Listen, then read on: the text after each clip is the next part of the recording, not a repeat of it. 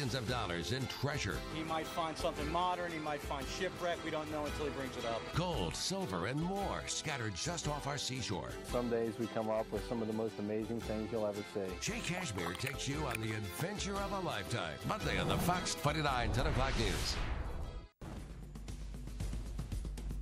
And welcome to another edition of Eye on South Florida. I'm Jay Cashmere. Thanks so much for joining us. Today we are diving into the deep to find treasure.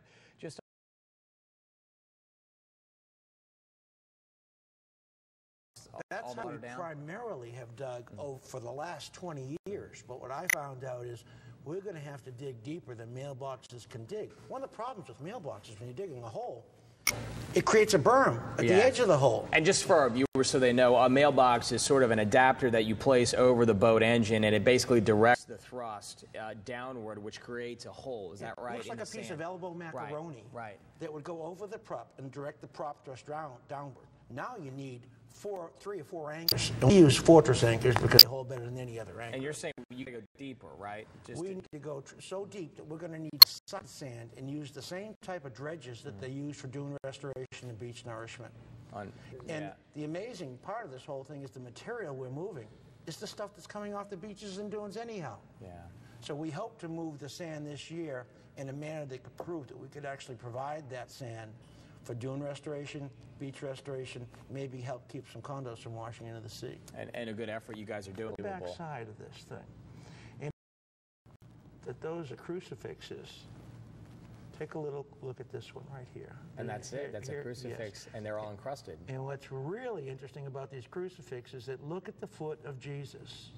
Look right below the foot of Jesus.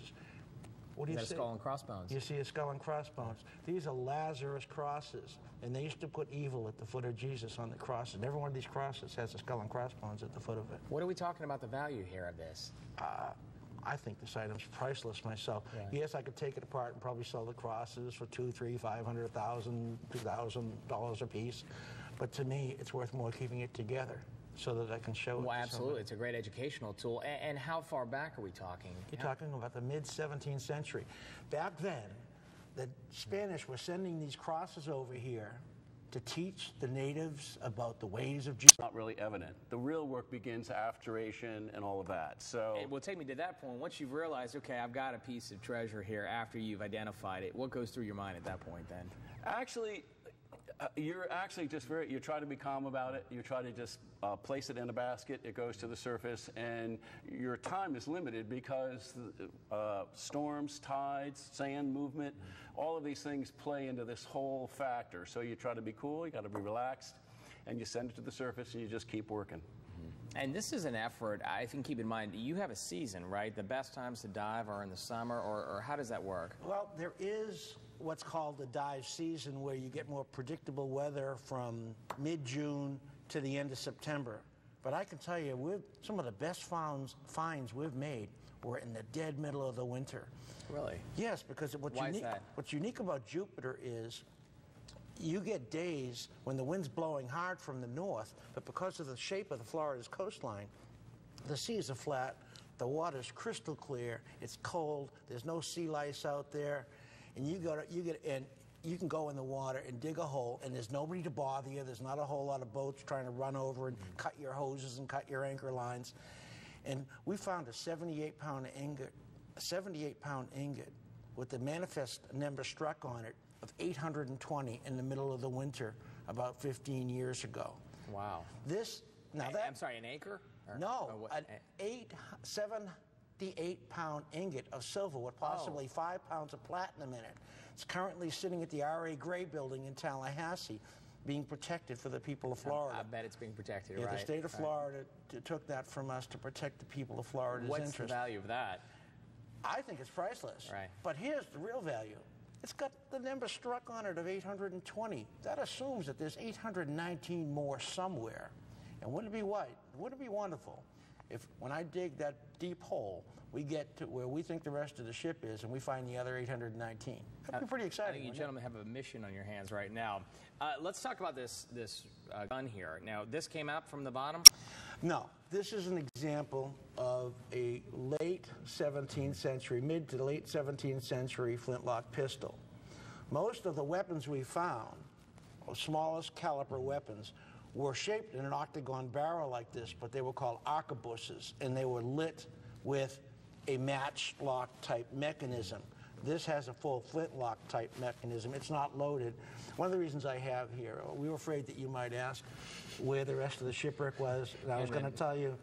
I could tell you, but I have to shoot you. Right. We knew we were going to fit that joke in, right? Yeah, funny. But the way it works is the flint in the flintlock mechanism hits the metal and creates a spark. I'm not sure if you got that, but that then lights some powder in here that ignites the charge and shoots the ball out. And these types of guns were on the ships. Yes, these types and much larger. Mostly what we found a few barrels. The wood is always gone. We have not found any stocks of any arquebuses or pistols yet on this shipwreck site. But when we dig deeper, there's a better chance that we're not wood. All right. Well, best of luck to you digging deep, because I know there's more artifacts. There's a couple pieces here that are. These are silver pieces of 8 from the shipwreck site. And these were just, again, encrusted in rock. These look just like here, and they were encrusted. Now here are two.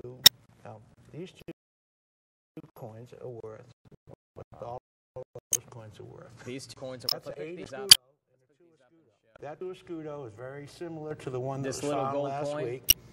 How long ago did you find this gold? I found that gold probably 15 years ago. 15, 18 years ago. And it's worth basically this pile of silver here, more than that. Well, it's worth, yes. Essentially. Yes. Now this coin was not found on a shipwreck. I actually traded some coins to get this coin. We were not allowed. They were not allowed to mint 8 escudos. Let's hold that up for the camera. That's an amazing coin there. That's an 8 escudo. And what is that now? This is a 2 escudo, which is a quarter of that coin. Okay. 2 bits, 4 bits, 8 bits is a dollar. The Spanish used to divide a monetary unit into 8 parts instead of 10 parts. And this is the size gold escudo we would like to find from this mint, the Lima mint right here. If we find some of those, and there were 2,000 of them minted in 1659, they're worth $1 million a piece. There's only one known to exist in the world today, and it's in the Bank of Spain's collection in Madrid.